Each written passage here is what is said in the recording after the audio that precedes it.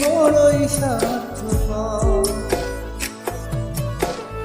একজন মরি মায়ার টানে, মায়ার মানুষ রাইখা পানে, আর একজন লয় না যে খবর, আর একজন